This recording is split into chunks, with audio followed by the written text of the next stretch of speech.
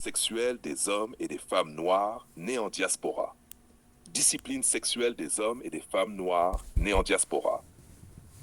La question de la discipline sexuelle chez les hommes et les femmes noires nés en diaspora n'est pas un débat académique abstrait. C'est un terrain brûlant, rempli de tensions culturelles, historiques et psychologiques. Dans nos sociétés occidentalisées, les modèles transmis par les parents, la communauté et les médias s'entrechoquent avec l'expérience directe de la séduction, du désir et du pouvoir. 1. Les hommes noirs nés en diaspora, entre contrôle et pulsion. Pour beaucoup d'hommes noirs, la sexualité est vue comme une arme, un capital, parfois un territoire à protéger. Mais la diaspora crée un double défi. D'un côté, la norme culturelle occidentale valorise la liberté sexuelle, l'expérimentation, le laisser-faire. De l'autre, l'héritage africain ou afro-caribéen inculque discipline, respect et responsabilité. Résultat, l'homme noir doit apprendre à contenir ses pulsions sans s'aliéner sa virilité, à distinguer entre désir et distraction. Ceux qui échouent sont catalogués, stigmatisés, mais ceux qui réussissent deviennent rares, précieux. La discipline sexuelle devient un filtre social, un révélateur de maturité et de vision. 2. Les femmes noires nées en diaspora, séduction et contrôle de soi. Pour les femmes, la dynamique est inversée, mais tout aussi complexe. La société occidentale les pousse à exposer, montrer et séduire pour exister.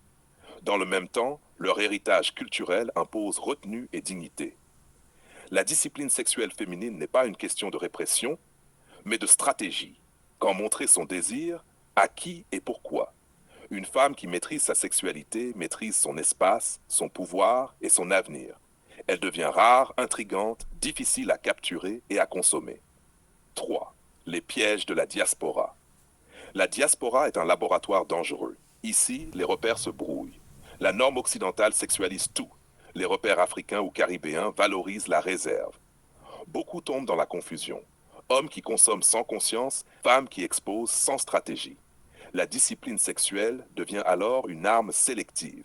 Elle distingue ceux qui jouent pour l'émotion et la construction de ceux qui jouent pour la gratification immédiate.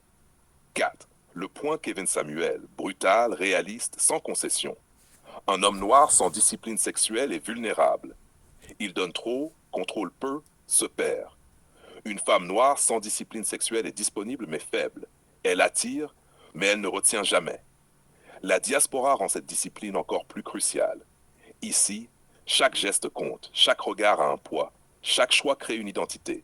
Ceux qui maîtrisent leurs désirs et leurs gestes deviennent des forces, intimes, sociales, même spirituelles. Ceux qui ne le font pas se diluent dans la masse. Conclusion. La rareté comme clé. Discipline sexuelle n'est pas punition, elle est stratégie, affirmation, puissance. Dans la diaspora, où tout pousse à l'exposition, elle devient un signal. Je sais ce que je vaux, je contrôle mes impulsions, je construis mon territoire. Les hommes comme les femmes noires qui la cultivent se distinguent naturellement. Ils créent un champ de désir et de respect autour d'eux. Et c'est exactement ce qui est sexuel, la chute dans la terre noire. Dans la terre noire, chaque désir est une arme, chaque pulsion un piège. Les hommes et femmes noirs de diaspora qui ne maîtrisent pas leur sexualité s'exposent. L'indiscipline sexuelle devient un poison silencieux. Céder aux fantasmes des autres, confondre désir et consommation, perdre le contrôle de son corps et de son identité. Pour les femmes, se laisser transformer en objet de désir, jouer avec l'exposition ou la séduction sans stratégie, ouvre la voie à la manipulation et à la perte de pouvoir. Pour les hommes, céder à l'instant, abandonner la discipline, confondre virilité et gratification immédiate les entraîne dans l'ombre, réduit à des projections et des fantasmes. Chaque geste non maîtrisé est une fissure dans leur armure. Chaque pulsion domptée devient un pilier de puissance. Dans cette obscurité, l'indiscipline sexuelle ne pardonne pas. Elle détruit l'identité, dilue le charisme et transforme l'influence en illusion. Ceux qui ne savent pas résister disparaissent dans l'ombre de leurs désirs. Ceux qui résistent deviennent légendaires. La discipline sexuelle n'est pas un choix, c'est la ligne entre survie et destruction dans la terre noire. Le face-à-face brutal avec J. Scène, un studio sombre, lumière crue, JJ face à face avec l'homme et la femme noire. Chaque mot pèse, chaque silence est un champ de bataille. Vous voulez savoir pourquoi vous perdez votre pouvoir, vous laissez vos pulsions diriger votre vie. Chaque fois que vous cédez à un fantasme, vous perdez un morceau de vous-même. Pour les hommes, l'indiscipline sexuelle conduit à la dilution de la virilité. Les femmes ne respectent pas l'homme qui ne se maîtrise pas. Il devient consommable, prévisible, faible.